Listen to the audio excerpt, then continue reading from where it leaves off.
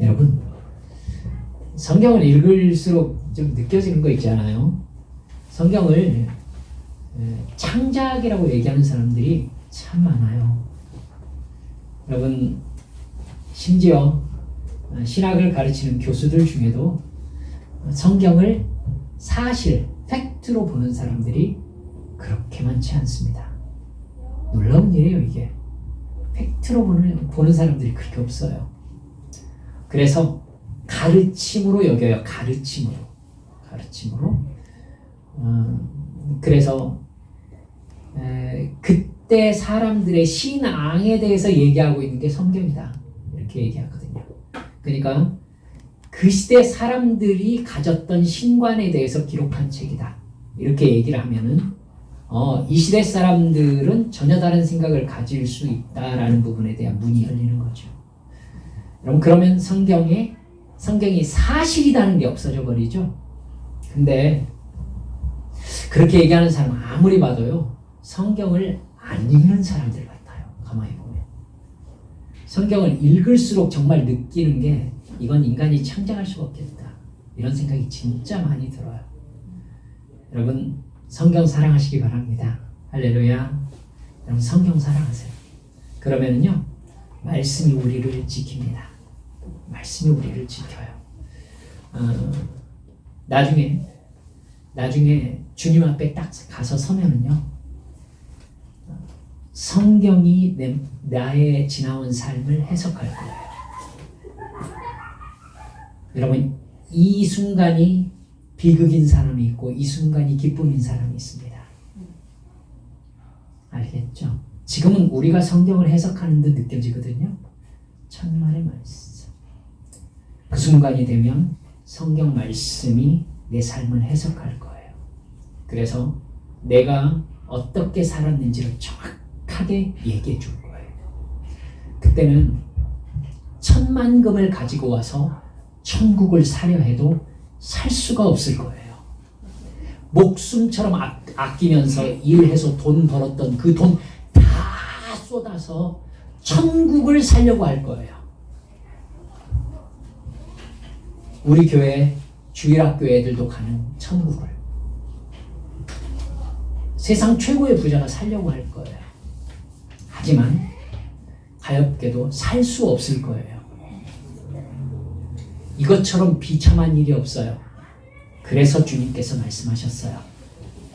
어리석은 자여, 오늘 밤에 내가 네 영혼을 거둘 것이니 그러면 네가 가진 것이 누구의 것이 되겠느냐.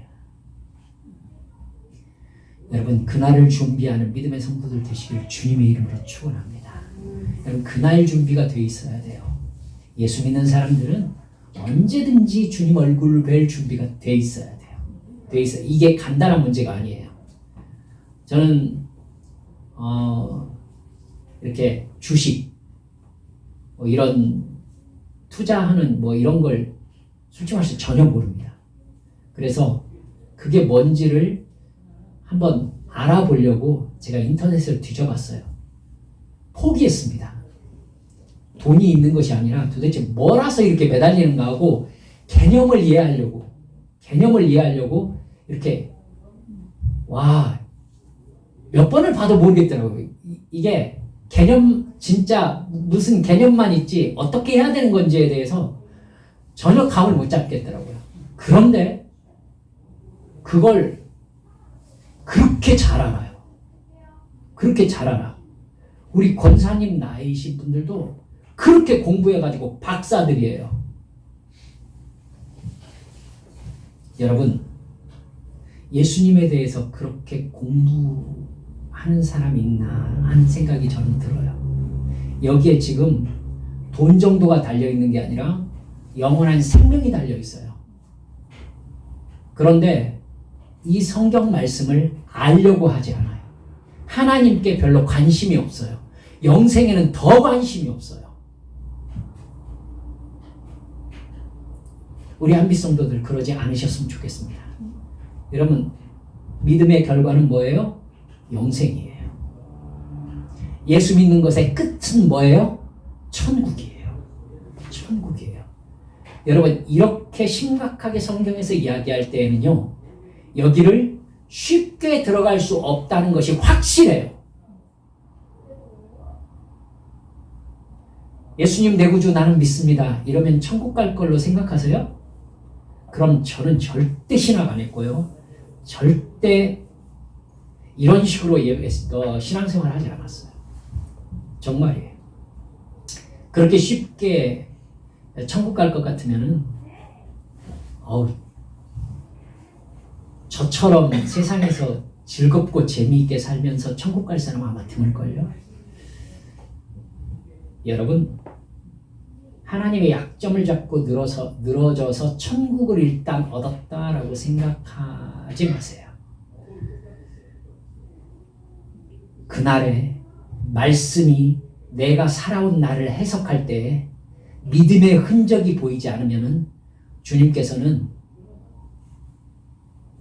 어마어마한 목회를 했었어도 목사에게 뭐라고 할 거냐면은 내가 너를 도무지 알지 못하니 불법을 행하는 자여 나를 떠날지니라 이렇게 말씀하실 거예요. 저는 그날 때문에 이 자리에 있습니다. 부디 여러분들도 그날 그 시간 그 자리 그날을 두려워할 줄 아는 진짜 성도들 되시기 바랍니다. 그날이 두려워야 해요. 그날이 두려워야 합니다. 주님의 얼굴을 내가 배울 것이다. 그리고 그분께서 나의 삶을 행한 대로 갚으실 것이다. 여러분 계시록에 나온 말씀이죠. 행한 대로 갚을 것이다. 내가 마음에 어떤 울컥한 생각대로 갚으실 것이다. No! 기독교는 행한 대로 갚는 종교예요. 알겠죠? 이거 부인할 수가 없어요. 어떻게 하면 천국 쉽게 가는 방법을 찾을까 해가지고 칼빈 들이대면서 예수님을 믿는 마음으로 천국을 간다라고 천국 가는 조건들을 약화시키다 못해 새신자반에서 10분 만에 해결해버리는 천국 가는 이거 십자가를 모욕하는 겁니다. 그렇게 쉬울 것 같으면 예수님께서 그렇게 피 흘려서 죽으실 리가 없고요. 우리 믿음의 선배들이 죽음을 각오하고 예수 믿는다고 믿음을 지켰을 리가 없어요. 너무나 쉬운데 뭐하러 그러겠어요. 우리 사랑하는 한빛 성도들은 그따위 이야기를 복음으로 알지 않는 참되게 살아있는 믿음의 성도들 되시기를 주님의 이름으로 축원합니다. 여러분, 믿음의 끝은 이 세상의 축복이 아니라 영생이에요. 하나님이 세상을 이처럼 사랑하사 독생자를 주셨으니 이는 그를 믿는 자마다 멸망치 않고 로또에 당첨되기 위함이라 영생을 얻게 하기 위함이라. 그러니까 예수 써먹어서 이 세상에서 대박날 생각일랑 버리세요. 알겠죠? 네, 주님은 그걸 주시려고 오신 게 아닙니다. 주님이 그걸 주시려고 오셨으면 틀림없이 조직을 만들어서 로마와 싸우셨을 거예요. 그렇죠? 그리고 너희들이 나를 따라오면 이렇다 하면서 당신의 정부를 보여주셨을 거예요. 주님은 그런 주님이 아니십니다. 그러니까 예수 똑바로 믿자고요. 알겠죠? 그날은 와요. 그리고 이 말씀이 늘 내 곁에 있었던 이 말씀이 내 삶을 낱낱이 해석할 때가 와요. 그때 드러나는 그 모습이 믿음으로 드러날 때 우리는 영생을 얻게 되는 것입니다. 그 축복이 우리 한빛 성도들에게 있으시기를 주님의 이름으로 축원합니다. 자, 오늘 여러분 응답받는 기도 생활의 4번째 시간입니다. 주님께서 기도했는데 안 된다고 하실 때가 있다라고 여러분들과 말씀을 나누려고 합니다. 별로 좋아하지 않는 말씀이 되실지도 모르겠습니다만은 여러분, 사실은 하나님께서 나에게 안 된다라고 하시는 상황을 제대로 해석할 줄 알아야 기도 내용을 여러분들이 결정할 수 있게 됩니다. 그래서 이게 되게 중요해요. 자, 우리 여러분 나이 드실 때 생각의 순발력이 떨어질 때 뭘 하시면 되느냐면요. 기도 내용을 적으시면은 순발력이 상당히 유지될 거라고 저는 생각합니다. 기도 내용을 쓰세요. 그리고 A4지 한 장 가득 쓰시는 거 괜찮아요. 해봤거든요, 제가. A4지 한 장 쫙 써가지고요. 기도 시간에 읽으세요. 기도 시간에 머릿속에 생각나는 대로 입으로 막 얘기하는 것, 이걸 기도라고 생각하지 마세요. 그건 내가 내 감정에 매달려 가지고요, 나의 상황을 토로하고 많은 기도로 끝날 가능성이 되게 많아요. 제가 모태신앙으로 신앙생활 해왔지 않습니까? 그러니까 기도를 그런 식으로 알고 있는 저 자신을 발견한 지가 그렇게 오래되지 않았어요, 제가. 그러다 보니까 기도를 해놓고도요, 기도할 때의 느낌에 집중하지 기도의 내용 자체에 집중하지 않는 거예요. 그러니까 어떤 기도에 응답하셨는지에 대해서 감이 없고, 어떤 기도를 하나님이 기뻐하셔서 응답하시려고 하시는지에 대해서 감이 없고, 하나님이 안 된다고 하셨는데도 불구하고 그 기도를 계속하고 있으면서도 몰라요. 기도를 쓰세요. 그리고 하나님 앞에 읽으세요. 그냥 쭉 읽으세요. 여러분이 기도를 쓰시면서 일기 쓰시면은 하루가 정리가 되듯이, 기도를 쓰시면은 지금 내가 이 기도를 왜 쓰고 있는지를 내가 생각을 해요. 그리고 그 종이가 쌓이잖아요. 그러면은 어떤 기도를 하나님께서 응답하셨고 어떤 기도에는 하나님이 관심이 없으시구나를 알게 돼요. 그러면 그 기도를 안 해야죠. 그리고 그 기도에 대해서 하나님께 생각을 여쭤야죠. 하나님, 이 기도에 대해서는 주님께서 제가 알 수 있는 아무것도 허락하지 않으시는데 이 기도를 제가 할까요? 물어봐야죠. 그래서 주님께서, 여러분, 제가 말씀드렸잖아요. 여러분이 하나님의 자녀인 이상 아버지의 마음이 여러분에게 감동되게 돼 있어요. 그러려고 오신 분이 성령님이시라고요. 그러니까 여러분께 오신 성령님께서 여러분이 그냥, 그건 즉각적이라니까요. 이성적으로 따지고 그럴 필요가 별로 없어요. 결론은 다르지 않습니다만은, 여러분 하나님 앞에 쭉 기도하면서 하나님, 이 기도는 하지 말까요? 그러면 하나님의 마음이 여러분 앞에 감동이 올 거예요. 그러면 꼬치꼬치 물어보세요. 저는 그렇게 해봅니다. 하나님이 하지 마라. 그러면 주님, 왜요? 주님께서 내가 알아야 될 것 같으면요, 깨닫게 하실 거예요. 우리도 생각할 줄 알거든요. 하나님이 생각하게 하실 거예요. 하지만 내가 알지 못하는 영역에서 주님께서 말씀하실 수도 있거든요. 그러면 주님께서 그래, 그거에 대해서는 더 이상 기도하지 말아라. 그건 내가 알아서 할게. 라고 하면 기도 안 할 수 있잖아요. 그거 겪은 사람 누구죠? 사도 바울이잖아요. 그렇죠? 사도 바울이에요. 사탄의 가시를 제게서 제거해 주십시오. 그러니까 너에게 있는 은혜가 지금 족하다. 그러니까 그 기도는 더 이상 하지 말아라. 3번 얘기했다고 했죠. 3번. 근데 주님께서 네 은혜가 너에게 족하다니까, 그 이후로 사도 바울은 그것과 함께 살면서 감사하는 법을 익혀요. 더 이상 그 상황을 호전시키려는 기도를 그만둔다고요. 지금 그게 간질이든지 안질이든지 심각한 문제니까 사도 바울이 하나님께 해달라고 하는 거 아니에요.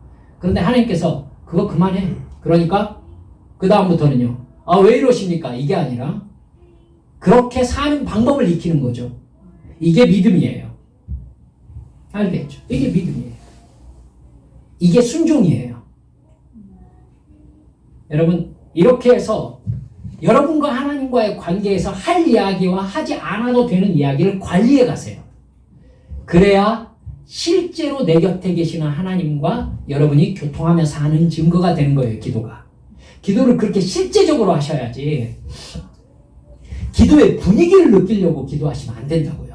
막 우욱하는 느낌, 감동되고 있어! 오! 하면서 그리고 무슨 말 했는지 기억도 안 나는 얘기들 막 쏟아놓고 이러면 주님께서 뭐라 해요?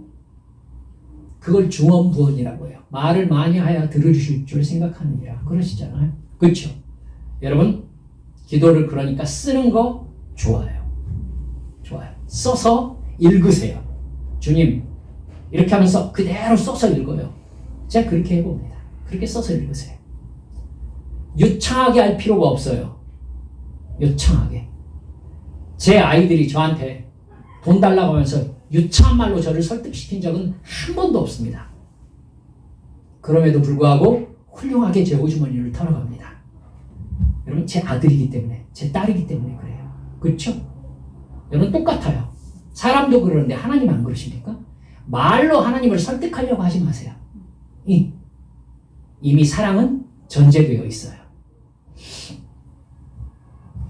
자, 그걸 머릿속으로 확 담아두시면서 오늘 본문 쭉 따라옵니다. 예수님은요, 베드로, 야고보, 요한과 함께 따로 높은 산에 올라가셨습니다. 예수님이 그들 앞에서 변형되셨다고 나오죠? 얼굴이 해같이 빛나고 옷이 빛과 같이 휘어졌다, 이렇게 나옵니다. 그 자리에 율법의 대표자인 모세와 선지자의 대표자인 엘리야가 나타났습니다. 구약 성경을 율법과 선지자라고 얘기하잖아요. 그 대표자 둘이 나타나는 거예요. 그래서 예수님과 앞으로 예루살렘에서 당하실 십자가 고난에 대해서 말씀을 나누시는 거죠. 그 모습을 본 제자들이 황홀경에 빠집니다. 모세와 엘리야가 이제 말씀을 나누고 떠납니다. 그러자 베드로가 여기서 지내는 것이 좋으니까 여기에 예수님과 모세와 엘리야를 위한 초막 셋을 짓고 여기서 지내면 참 좋겠습니다. 이렇게 예수님께 말씀하잖아요. 근데 성경이 뭐라고 얘기해요? 자기가 무슨 말을 하는지도 그는 모른 채 얘기를 하고 있었다. 그때 구름이 일어나면서 구름 속에서 목소리가 들려요. 이는 내 아들이요 내가 택한 자다. 너희는 그의 말을 들어라. 베드로의 요청을 기도라고 한다면 안 된다라는 거절을 당한 셈이 되는 것이죠. 네.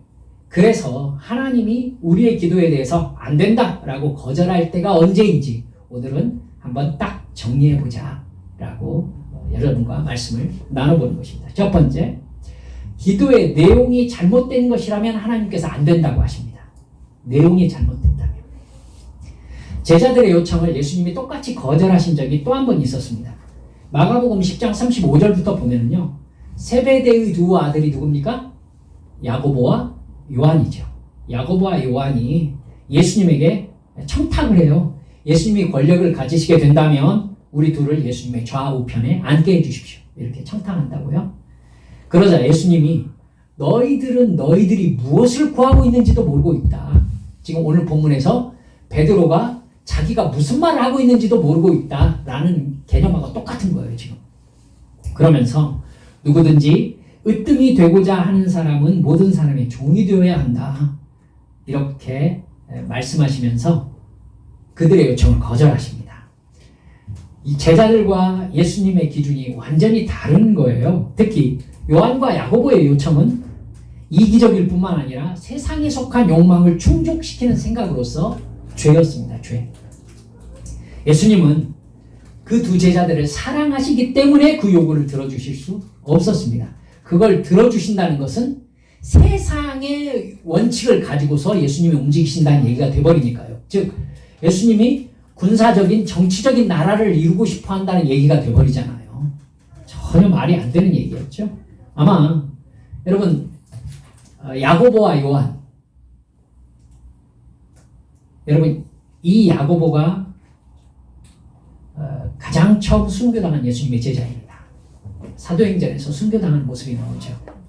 정말 나가가지고는 복음을 전해보지도 못하고 헤롯에게 사로잡혀 죽습니다.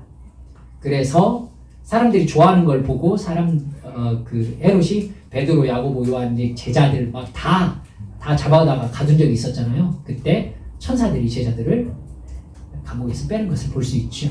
여러분, 야고보는 왜 죽었을까요? 어찌되었든 야고보는 죽습니다. 아마 요한계시록을 쓸 때까지 가장 나중까지 살아있는 제자가 되지만은 여러분 이 두 사람 나중에 자기가 그때 무슨 말을 했는지를 성령 받은 후에 알았겠죠. 여러분 이런 겁니다. 잘못된 기도는 하나님께서 no라고 분명히 말씀하신다는 거. 여러분 이해하셔야 되고, 더 중요한 것은 이제 그것이 하나님께서 no라고 한 것은 잘못된 기도구나 하고 더 이상 안 하는 게 더 중요해요. 그게 그러니까 깨달음이 있어야 된다는 얘기죠. 자, 주님의 뜻을 알지 못한 채 기도하는 잘못된 요청을 우리가 두 가지로 크게 나눠보고 하나 더 이렇게 보겠습니다. 첫 번째가 뭐냐면요, 저 사람을 변화시켜 주십시오라는 기도에 하나님이 노라고 하실 때가 많습니다. 여러분 끝까지 노라고 하지는 않으실 수도 있어요. 그런데 맨 처음에 우리는 저 사람을 변화시켜 주세요 라고 기도했을 때 노라는 대답을 들을 가능성이 많아요. 왜 그런지 한번 봅시다. 여러분 그렇게 기도할 때에 그들이, 우리가 그렇게 기도하는 이유가 있죠. 예를 들면 불신자 남편과 결혼한 어떤 그 여자 집사님이 제발 술 안 먹고 교회 나와서 예수 믿게 해달라고 하나님께 간절히 기도할 때 있잖아요. 분명히 저 사람이 변화되게 해주시라고 말하는 나름대로의 신앙적인 이유도 있다고요. 그럼에도 불구하고 그 사람을 변화시켜달라는 기준에는 일단 우리가 뭘 생각해야 되냐면 내 기준이 들어가 있는 거예요. 내 기준이. 내가 볼 때에 저 사람 변화되어야 되는 거죠. 하나님께서 허락하신 가족을 포함해서요, 어떤 사람과의 관계는 그 사람을 변화시키라는 의미가 아니라 그 사람과의 관계 속에서 내가 하나님의 사람으로 변화되라는 얘기예요. 그걸 깨달아야 합니다. 다른 사람을 변화시켜달라는 기도를 드릴 때 그 사람의 그러한 면이 내 어떤 영적 성품을 성장시켰는지를 먼저 살펴보셔야 됩니다. 먼저. 그러니까 하나님은요, 그 사람을 통해서 사실은 나를 하나님이 보시기에 하나님의 사람으로 변화시키려는 의미로 내 곁에 두신 거예요. 내 곁에 두신 거라고. 우리가 먼저 기도해야 될 것은요, 그 사람으로 인해서 내가 고통을 당할 때 주님, 제가 무엇 하기를 바라십니까? 이렇게 기도할 수 있으셔야 됩니다. 그 기도 후에 깨달아진 말씀에 순종하기 시작할 때에 내가 변한 거잖아요, 사실은. 그러니까 나의 변화를 토대로 해서 그 사람이 변화되게 되어 있어요. 이게 하나님의 프로그램입니다. 알겠죠? 예, 제가 이 정도 지내놓고 사람을 만나 보니까 알겠어요. 여러분, 나는 가만히 있고 저 사람을 변화시켜 주십시오. 하나님의 응답을 받을 수가 없습니다. 그 사람을 내 곁에 두신 하나님의 본질적인 이유가 있어요. 그건 뭐 때문에 저 사람을 나에게 저 모습으로 두신 거다? 나를 변화시키시려고. 그래서 하나님 앞에서 내가 죄인입니다 하면서 내가 변화되기 시작할 때 나의 변화를 전제로 해서 하나님께서 그 사람을 변화시키기 시작하세요. 이게 구원이에요. 알겠죠? 네. 그러니까 내가 하나님 앞에 회개되어서 거듭난 사람으로 변화되기 시작할 때에 하나님께서 나의 저 사람을 변화시켜 주십시오라는 기도에 응답하시기 시작하세요. 여러분 이해하셨죠? 여러분의 부모님의 구원을 위해서 기도하고 계십니까? 혹은 여러분의 그 어떤 누군가를 놓고 신앙적인 부분 혹은 성품적인 부분 그 어떤 면을 놓고 기도하고 계십니까? 여러분 자녀가 예수 잘 믿고 또한 복 받아가지고 형통한 삶을 살기를 기도하고 있습니까? 여러분 그 기도 전에 그 사람으로 인해서 내가 어떤 변화를 받았는지를 먼저 체크하세요. 그것이 그 하나님의 뜻이 완성되었을 때에 그 사람이 변화되기 시작하는 시점이 되는 겁니다. 그러니까 그 사람을 변화시키는 게 문제가 아니라 내가 변화되는 게 먼저라는 걸 꼭 잊지 마시기 바랍니다. 두 번째, 내가 바라는 상황으로 바꿔주십시오라는 기도에 하나님께서 쉽게 그러마라고 대답하지 않으십니다. 안 된다라는 말씀을 들을 가능성이 높으세요. 여러분 이렇게 기도하는 것은요, 내가 성공하게 해주십시오, 혹은 좋은 집이나 좋은 차를 주십시오, 혹은 잘 되게 해주십시오, 또 시험에 합격하게 해주십시오. 뭐 이런 기도, 나의 모든 환경을 두고 하는 기도를 포함하고 있는 거죠. 그때 우리는 이런 요청을 할 때 내 동기가 아들 친구 이름이 동기라서 제가 이 동기가 그러니까 훅 생각이 납니다만 이런 기도를 하게 되는 나의 이유가 하나님의 영광과 기쁨을 위한 기도인지 내 만족을 위한 기도인지를 여러분 명확하게 선을 긋고 기도하실 수 있으셔야 됩니다. 이렇게 바꿔주십시오. 또 이렇게 내 소원을 들어주십시오. 라는 기도 안에 나의 만족이 숨어 있다면 하나님께서는요 그걸 또 들춰내세요. 굳이 들춰내십니다. 여러분 꼭 기억하셔야 됩니다. 하나님께서는 하나님의 영광을 위하여 우리가 있기를 바라십니다. 그거 안에 우리의 행복이 있거든요. 그러니까 하나님의 영광이 드러날 때 나에게 신령한 기쁨과 하나님께서 내게 채워주시는 기쁨이 함께 임하는 거예요. 그러니까 내 이익은 숨겨놓고 내가 생각해보니까 나도 좋고 하나님도 좋고 이 기도는 하나님께서 노 하실 가능성이 더 많습니다. 나를 이 상황에 두신 이유가 있어요. 알겠죠? 네. 정말 구원받아서 하나님이 주신 영생 안에서 하나님과 사랑의 관계를 맺고 있는 사람은요, 지금 내가 드리는 이 기도가 이기적인 요청인지 하나님이 응답하실 만한 기도인지를 깨달을 수 있습니다. 이렇게 기도해 보세요. 하나님께서 내가 지금 드리는 기도를 계속하기를 바라실까? 아니면은 이 기도를 그만두기를 바라실까? 이건 별로 생각할 여지가 없다니까요. 그냥 알 수 있어요. 아, 이 기도를 하나님이 기뻐하시는구나. 아니면 이 기도는 그냥 그만두기를 바라시는구나. 여러분 이런 느낌이 없으면 안 돼요. 그럼 기도의 방향을 여러분 잃고 있는 거예요. 그 여부는요, 성령의 감동으로 말씀을 통해 깨닫게 해주심으로 영적인 느낌으로 여러분 때로는 붙잡힌 기도와 방언과 방언 통역으로 예언의 은사로 여러분 드러나요. 그런 게 없으면 우리는 영적 방향을 잡고 올바로 걸어갈 수 없거든요. 그러니까 하나님이 가르쳐 주십니다. 아실 수 있어요. 이걸 모른다라고 생각하시는 게 비정상이라는 거 아셔야 돼요. 이게 특별한 은사가 아니에요. 하나님이 아버지시니까 이건 당연하게 우리가 알게 되는 거예요. 꼭 생각하셔야 돼요. 이건 당연하게 알고 있어요. 여러분 그걸 마음에 깔고 기도하셔야 됩니다. 이걸 모르시면 기도의 방향을 여러분 도저히 잡을 수 없습니다. 기도는 하나님이라는 신과 사랑의 관계를 맺는 행위예요. 그러니까 내 영이 깨어 기도하고 있다면 내 기도를 하나님이 기뻐하시는지 내 기도의 동기가 잘못되었는지 모를 수가 없습니다. 기도 시간에 성령께서 깨닫게 하시는 걸 민감하게 캐치할 수 있도록 여러분 정신 바짝 차려서 기도하셔야 돼요. 제가 앞에 말씀드렸잖아요. 주식을 보는 사람들 나를 세면서 그걸 쳐다보고 있더라고요. 머리가 정말 바짝바짝 돌아가요.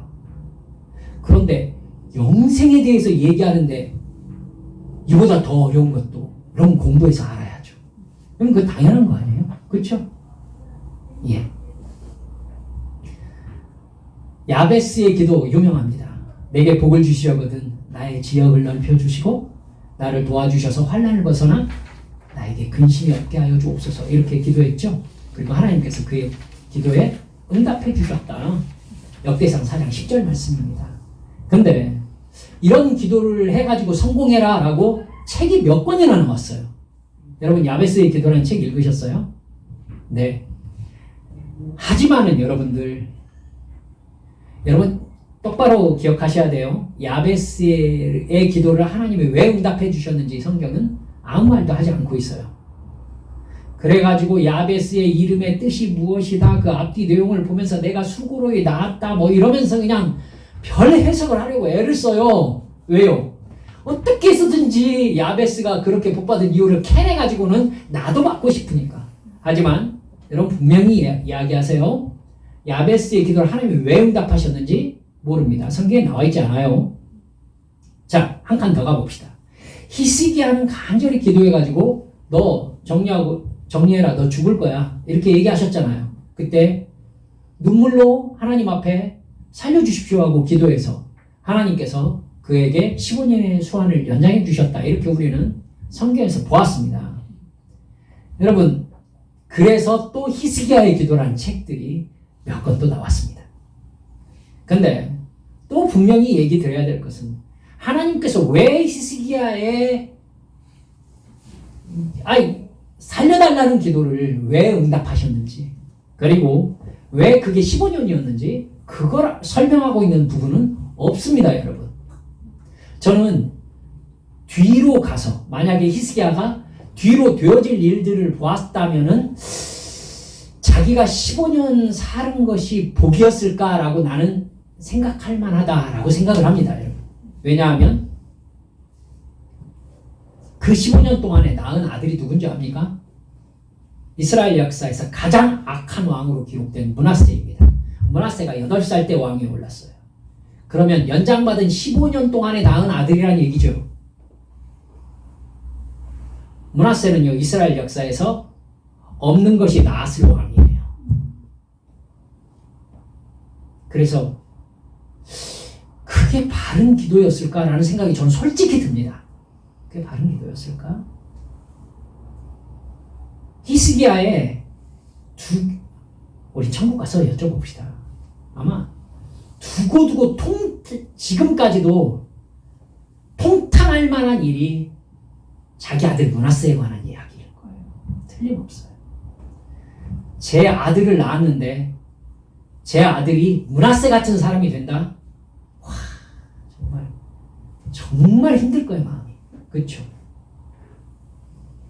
사랑하는 여러분들, 눈물을 흘리며 간절히 기도하는 기도에 하나님 응답하십니다. 이렇게 얘기하면요, 여러분 이거 쉽게 보시면 안 돼요.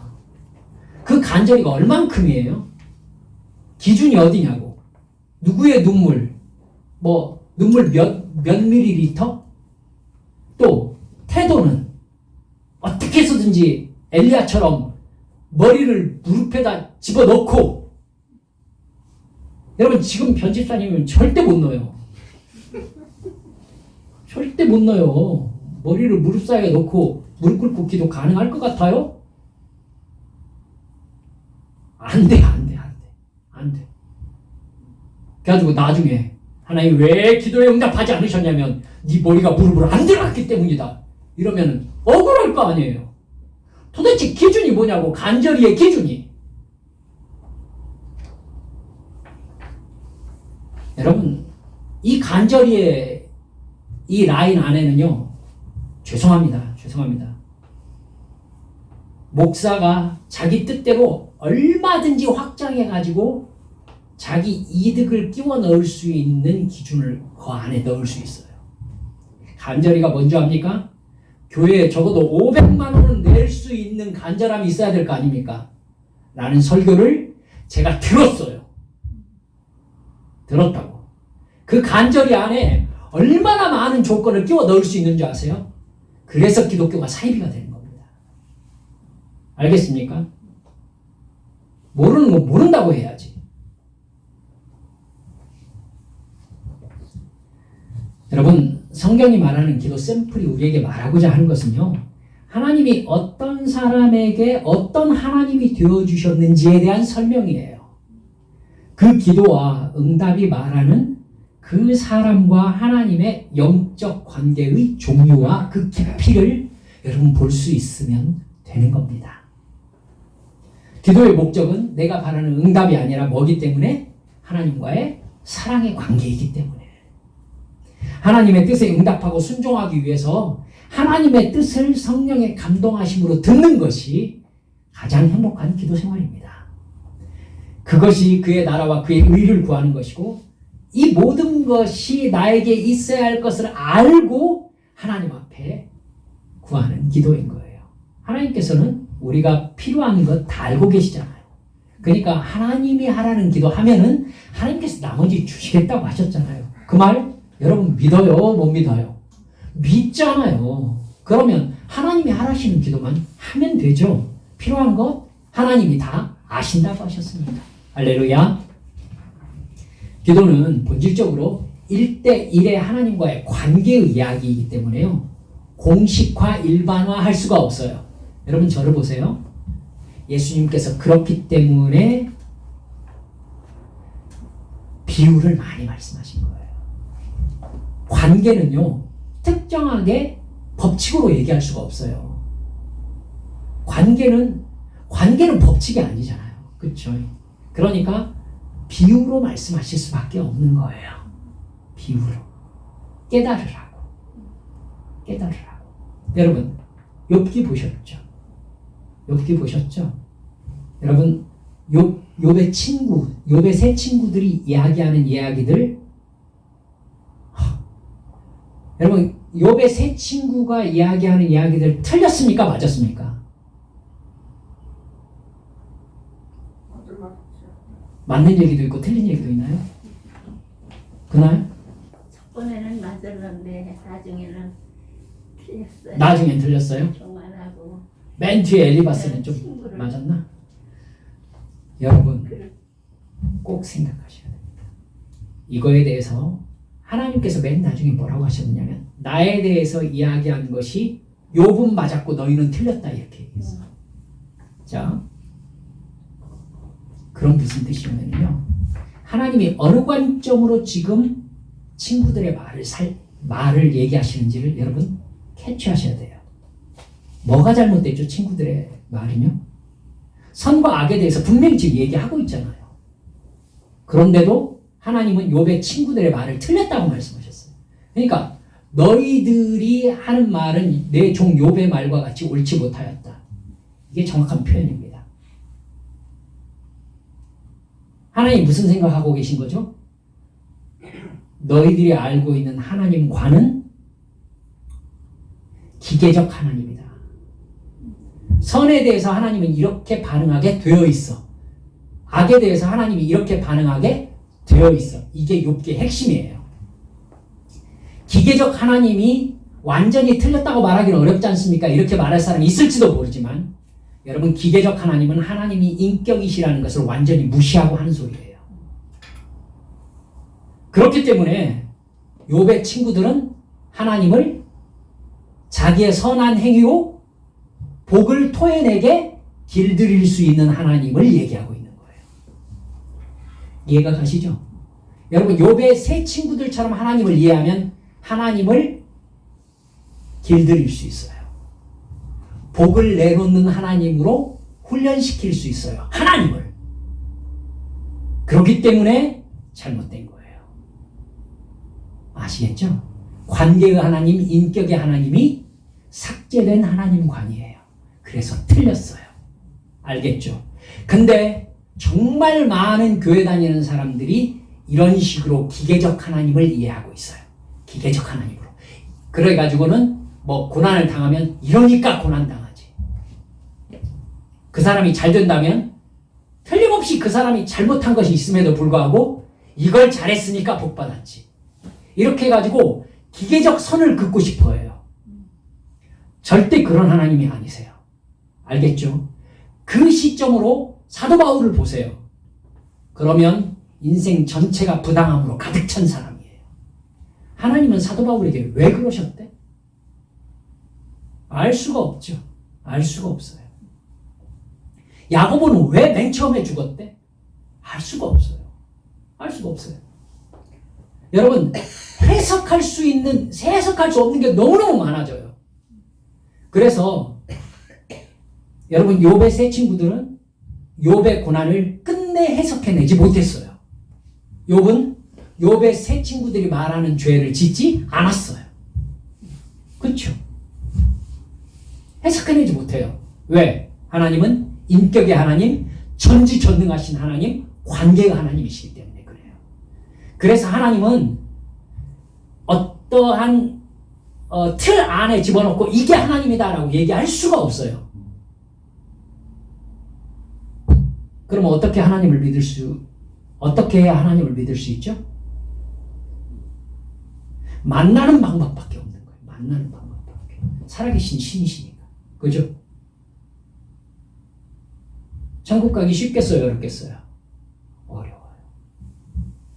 하나님을 만난 경험이 없는 사람, 자기가 알지도 못하는 천국에 가겠다고 얘기하는 셈이에요. 그렇죠? 여러분, 그 사람이 말하는 하나님, 알지도 못하는 얘기를 하고 있는 거예요. 그러니까 베드로처럼 변화산에서 여기다가 초막 셋을 짓자고 얘기하는 거죠. 초막 셋을 짓자고. 그렇죠? 알지도 못하는 하나님을 얘기하니까 야고보와 요한이 뭐라고 그래요? 나를 여러분 예수님의 권력 잡으시면 좌우편에 앉게 해달라는 이런 얘기를 하는 거죠. 지금 자기가 생각할 때에는 자기 틀에 맞는 하나님 관에 맞아요. 자기 행동이. 이 정도 했으면 하나님께서 나를 좌우편에 앉게 할 만한 충성을 보였다라고 생각하는 거잖아요. 그렇죠? 그러니까 그 요청을 드릴 수 있는 거예요. 근데 예수님께서는 완전히 뒤집죠. 내 좌우편에 앉을 사람들, 즉 내 나라에서 큰 자는 모든 사람의 종이 되는 자다라고 그들의 생각을 완전히 뒤집어 버리세요. 여러분 이 사실을 사실로 인식할 수 있는 사람은 누구밖에 없어요? 예수님을 진짜 만나서 성령을 받아서 예수님을 만난 경험이 있는 사람밖에 할 수가 없어요. 그러니까 야고보와 요한이 성령 받아서 하나님 안에 들어가고 난 다음에야 그 말이 뭔 말인지를 깨달은 거예요. 그렇죠? 사랑하는 여러분들 꼭 이 부분에 대해서 중요하게 깨닫고 계셔야 여러분 왜 하나님이 안 된다고 하시는지에 대해서 여러분 이해하실 수 있게 됩니다.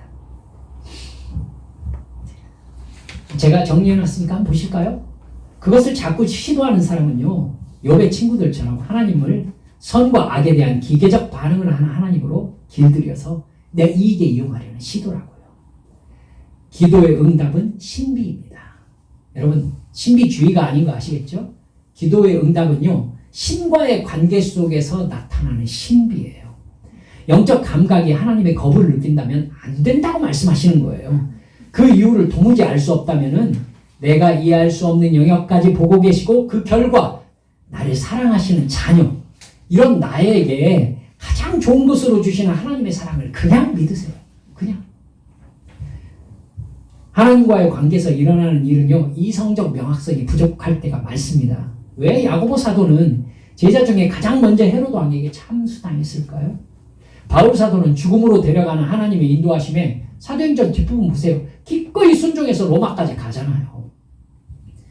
왜 그는 살고 싶다고 나도 그냥 편하게 인생 살게 해달라고 기도하지 않았을까요? 왜 사도 바울은 평생 고통과 미움에 시달렸으며 심지어 병도 하나님께서 고쳐주지 않으셨을까요? 병고침을 기도하던 사람의 기도가 끝내 응답되지 못하고 죽는 사람들 여러분 저는 많이 봤어요. 자녀의 구원을 기도했지만 끝내 믿음을 가지는 걸 보지 못하고 부모님께서 돌아가시는 것도 전 많이 봤어요. 이런 상황에서 하나님께서 우리에게 요구하시는 것은요 명확한 하나님이 되어달라는 간구 그런 기도가 아니라 날 사랑하시는 하나님께서 하나님의 뜻을 이루셨음을 믿는 그런 믿음이에요. 내 기도가 응답받지 않았더라도 하나님께서 날 사랑하시니 당신의 뜻을 이루셨을 것이다. 할렐루야. 그리고 마지막 세 번째로 먼저 해결해야 될 문제가 있으면 하나님이 안 된다고 하십니다. 먼저 해결해야 될 문제. 하나님의 사명자로 살았으면서도 하나님과의 사랑의 관계나 관계의 행복을 누리지 못한 대표적인 사람을 얘기해보라면 저는 삼손을 얘기하겠어요. 여러분 삼손 생각나시죠? 삼손은요 하는 일마다 되는 일이 하나도 없었어요. 자기는 블레셋에 가서 행복하게 살고 싶었어요. 여자하고 사랑하면서 그냥 사명은 떨어뜨려 놓고 그냥 블레셋에 섞여가지고 일반 사람으로 살고 싶었어요. 그런데 그렇게 하나님을 떠난 삼손이 가는 곳마다 여자들은 삼손을 이용하려고 했고 남자들은 삼손을 죽이려고 했고 그 속에서 삼손이 승질내가지고 막 난리를 피운 것이 블레셋에 해가 되게 하나님이 역사하셨어요. 그러니까 삼손은 강제로 살았던 사람이에요. 강제로 사역 감당했던 사람이에요. 행복하지 못했어요. 그의 기도가 응답받았던 삶이라고 생각할 수 있을까요? 응답받지 못했겠죠. 여러분 삼손의 기도가 몇 번 응답받았어요. 하지만 그것은요 삼손과 하나님과의 사랑의 관계 속에서 하나님이 삼손을 기꺼이 받으신 게 아니라 삼손이 목마르다고 살려달라고 하는 거, 우물 터뜨려 준 거. 여러분, 하나님과의 관계에서 하나님과 맺었던 약속이 나에게서 집행되지 않고 있으면은 하나님은 그 다음을 안 나가십니다. 꼭 기억하세요. 여러분, 하나님과 맨 처음에 여러분의 인생을 어떤 식으로 약속하셨어요? 어떤 식으로? 기도의 사람으로 살기로 여러분 하나님과 약속하셨어요? 그런데 여러분, 기도의 사람으로 살고 있어요? 아니요? 그러면요, 거기에서 하나님은 더 응답을 주실 수가 없어요. 약속이 해결되지 않은 사람에게 하나님께서 복을 주실 수가 없어요. 제 말 무슨 말인지 이해하시겠죠? 여러분, 하나님과의 관계에서 죄 문제가 걸려있다고 해봅시다. 그러면 여러분들과 말씀 나눴죠. 하나님께서 그 사람에게 해줄 수 있는 말이 뭐밖에 없다고요? 죄 문제가 걸려있으면 회개하라밖에 없어요. 그 사람 그 죄에서 빠져나오지 않은 채 자꾸 자기 일을 가지고서 하나님 앞에 이렇게 되게 해주세요. 이렇게 해주세요. 이건 이렇게 기도를 막 할 수 있겠죠. 근데 주님께서 여러분 기도해 보셨으니까 아실 텐데 왜 모른 척 하세요? 내가 이 문제 가지고 하나님께 간절히 기도했는데 하나님이 나에게 주시는 응답이나 깨달음이 계속 뭐밖에 안 오냐면 회개하라. 이걸 이렇게 해라. 라고 하면서 일과 전혀 동떨어진 얘기만 하시는 거라. 왜요? 하나님과 막힌 담이 있는 거예요. 이게 없어야 하나님께서 내게 주실 수 있는 것을 내가 받을 수 있지. 그렇죠? 여러분, 이게 하나님의 축복이 되지 않는 이유예요. 주님께서 그걸 아시기 때문에 그 문제를 해결하라고 말씀하시는 거예요. 할렐루야. 여러분 잊지 마시기 바랍니다. 큰 두 번째. 아직은 아니라고 말씀하실 때가 있습니다. 안 된다라고 말씀하시는 거 세 가지를 여러분 살펴보셨는데 아직은 안 된다라고 말씀하실 때가 있습니다. 우리는 기도할 때 사실은 지금 이루어 주셔야 될 걸 가지고 하나님께 기도하죠. 지금 이루어 주셔야 될 걸. 근데 하나님께서는요, 그 기도를 이루어 주시기까지 내가 준비되어야 한다고 하나님이 판단하실 때도 있어요. 지금 여러분 이렇게 생각하시면 돼요. 제가 지금 19살이 됐습니다. 아빠 차 키 좀 주시죠. 이러면은 아들한테 뭐라고 하겠습니까? 여러분 차 키 줄 수 없죠. 면허 따야 되고 차량 운전할 수 있는 운전 연습도 해야 되고 그래야 내가 불행하지 않을 수 있고 누군가를 불행하지 않게 할 수 있잖아요. 그렇죠? 하나님께서요, 우리가 기도하는 그 기도의 응답을 주시기까지 내가 그걸 복으로 받을 수 있는 영적인 수준이 되기를 기다리시는 때가 있어요.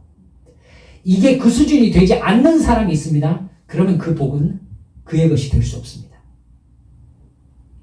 그게 날 사랑하시기 때문에 그러시는 거예요. 그렇죠?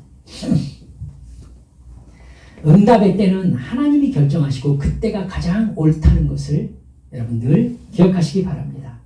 내가 지금 상황에서 바라는 것은 돈이나 물건인데 하나님이 바라시는 것은 믿음과 사랑의 마음일 수 있어요. 무슨 뜬구름 잡는 소리 같은 것을 원하시나? 아니요. 하나님에게 훨씬 중요한 것은 지금 내가 돈이나 어떤 물건을 받는 것 이것보다 하나님께는 내가 하나님을 믿는 믿음을 가지는 것이 훨씬 더 중요해요. 여기에는 영생이 걸려 있거든.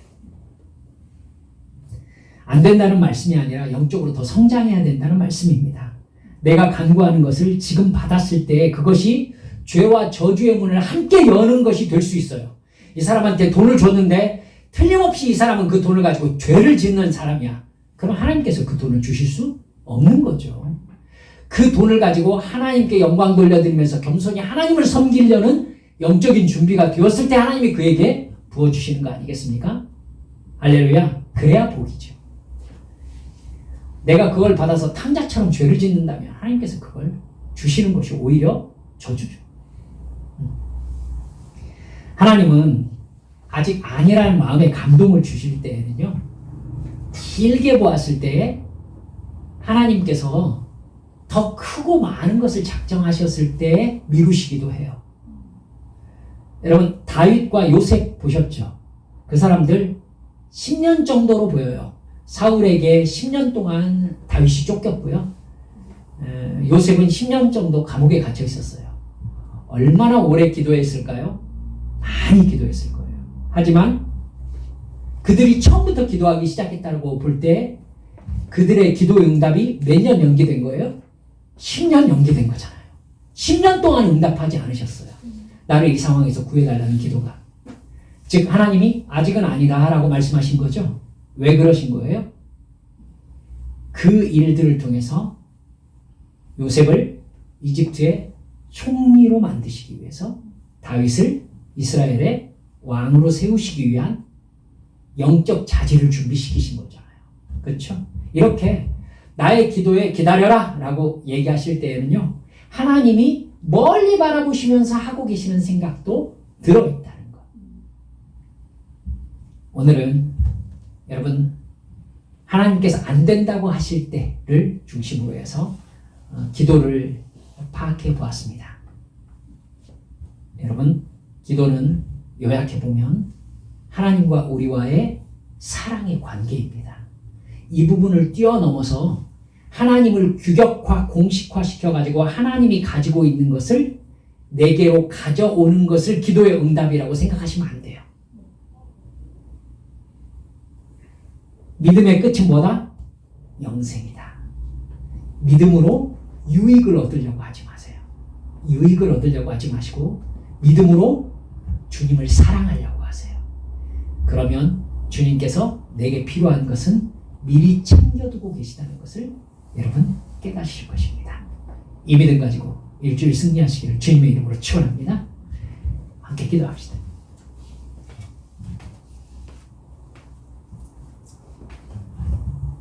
여러분, 이 시간 기도하시면서 주님, 제가 기도의 원칙을 제대로 깨닫게 해주세요.